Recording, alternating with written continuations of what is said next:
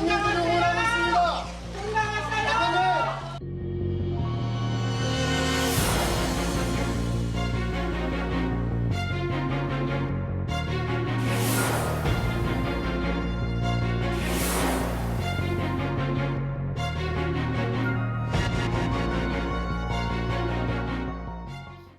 네, 오늘 들여다볼 이슈 몇 가지 더 준비했습니다. 김한규 변호사 나오셨습니다. 안녕하십니까? 네, 안녕하십니까? 자, 첫 번째 이슈 박근혜 전 대통령 소식입니다. 2달 넘게 입원 중이었는데 어저께 갑자기 다시 재수감이 됐습니다.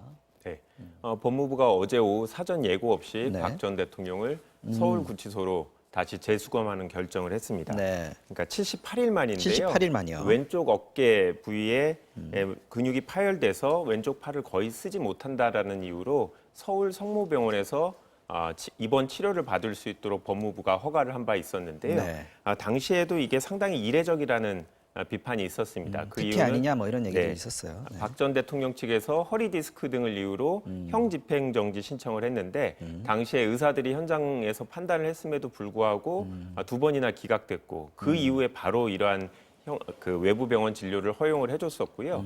그리고 외부 병원 진료 자체가 사실 수감자들한테 상당히 이례적인 일입니다. 게다가 이 한 달을 넘는 경우는 거의 없기 때문에 네. 이 황제 수감 아니냐라는 비판까지 이제 주어진 상태였는데요.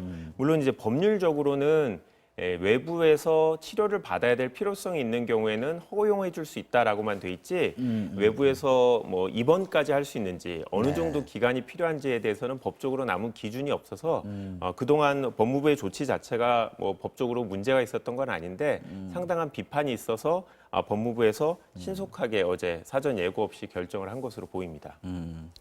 박근혜 대통령 어제는 나가는 모습은 안 보였다 그래요. 호송 차량만 기자들이 촬영을 한 것 같은데 재수감 결정이 난 과정 다시 한번 좀 설명해 주십시오. 네. 어제는 이제 경찰에서 박 전 대통령이 이 차에 타는 모습을 보여주지 않기 위해서 블라인드를 설치했기 블라인드, 네. 때문인데요. 탄 차량 자체가 이제 병원을 빠져나가는 것은 이제 언론에 공개가 됐습니다. 네. 그리고 지지자들은 뭐 박 대통령 힘내세요 등의 구호를 외치기도 했는데요. 나가는 거를 알고 있었군요, 지지자들은. 네. 이런 결정을 한 거는 일단 외부 병원에서 진료를 받을 수 있게 되는 이유는 구치소 내 치료시설에서 진료를 받을 수 없을 경우 또는 통원 치료가 가능한 경우, 네. 불가능한 경우에 경우. 이제 이런 외부 병원에서 진료를 받을 수 있게 하는 건데 그러면 그런 사유가 없어졌다라는 의사의 판단이 필요합니다.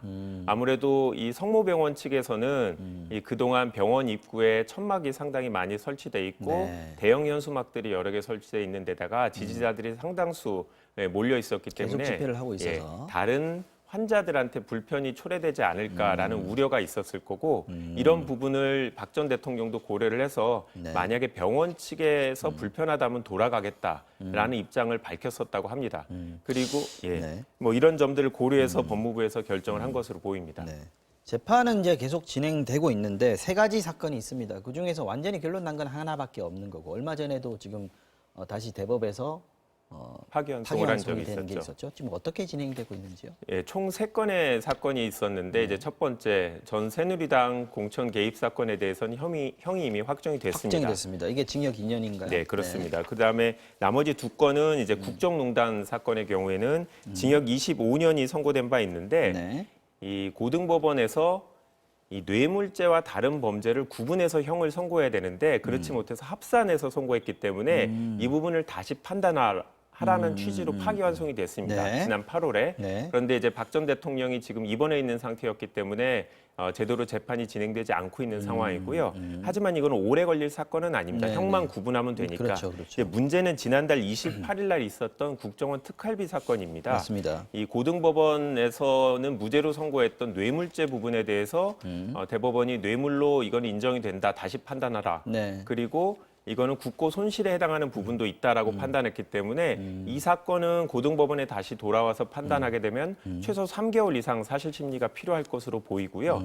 만약에 이 두 사건에 대해서 고등법원 결정에 대해서 어느 쪽이라도 다시 상고를 하게 되면 또 다시 대법원까지 가야 되기 재상고. 때문에 네. 상당히 오랜 시간이 걸릴 수 있는데 이제 문제는 이 재판의 확정이 중요한 이유는 결국 사면의 대상이 될 수 있느냐 이 부분인 것이죠. 그렇죠. 그래서 만약에 고등법원 판결이 신속하게 3개월 내에 진행이 되고 상고를 하지 않는다고 하면 내년 총선 전 늦어도 내년 상반기에는 사면할 수 있을 사면 대상이 될 것으로 보이고요.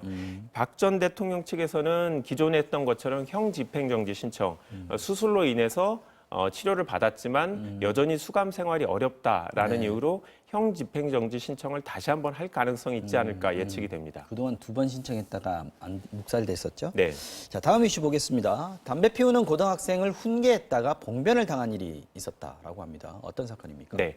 뭐 주택가 주차장에서 네. 남녀 고등학생이 담배를 피우고 있었는데 지난 여름이었기 때문에 그 담배 연기가 집 안으로 들어왔었던 모양입니다. 창문을 열어놓고 있으니까. 네. 네. 3살과 돌도 되지 않은 딸 둘을 키우고 있는 집안이었기 때문에 이쪽에서 담배를 피우지 말라라고 집주인이 훈계를 했는데 여기서 사건이 끝난 것 같습니다만 나중에 이 학생들이 돌아와서 집에 벨을 누르고 사라지고 벨을 누르고 사라지는 일이 여러 차례 반복이 됐습니다. 아, 그래서 경찰에 신고를 했음에도 불구하고 네. 비슷한 일이 반복이 됐는데 CCTV를 보니까 네. 이 고등학생들이 이제 피우던 담배, 불이 채 꺼지지도 않는 담배를 거실 창문 쪽으로 던지고 돌멩이까지 던지는 장면이 CCTV로 확인이 돼서 이 훈계를 한 가족들이 피해를 본 상황입니다. 훈계했다고 담배 피지 말라고 했다고 보복을 했다 이렇게 봐야 될 것 같은데 이게 아이랑 엄마만 있을 때 위협을 했다 이런 얘기들도 있습니다.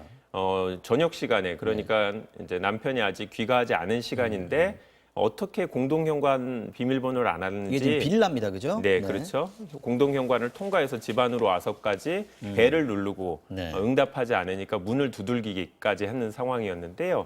아무래도 굉장히 무섭습니다. 예, 어린 딸만 있는 부인이었기 때문에 상당히 이제 두려워서 방 안으로 들어가서 문도 꼭 닫고 나오지 못하는 상태였다고 하고 지금 던지고 있는 모습이 화면에 나오는데 네, 돌멩이도 던지고 또 담배꽁초도 던지고 했다는 거죠? 네, 그렇죠. CCTV로 확인이 됐고, 그래서 이제 피해 여성 같은 경우는 정신과 치료까지 받고 있는 상태라고 합니다. 야, 이거 신고를 했다고 하는데 지금 경찰 나오는 장면도 보입니다만 어떻게 됐습니까? 어떤 처벌을 받았습니까? 네, 공동현관을 통과한 순간부터는 주거 침입이 됩니다. 그러니까 아파트, 그러니까 개인 주택 현관 안까지 들어오지 않더라도 네. 빌라의 공동현관만 넘어도 주거 침입이 됩니다. 그리고 주거 침입과 또 돌멩이를 집 창문으로 던진 거는 이제 재물 손괴에도 해당될 텐데요. 네. 경찰이 수사를 한 이후에 기소 의견으로 검찰에 송치를 했습니다.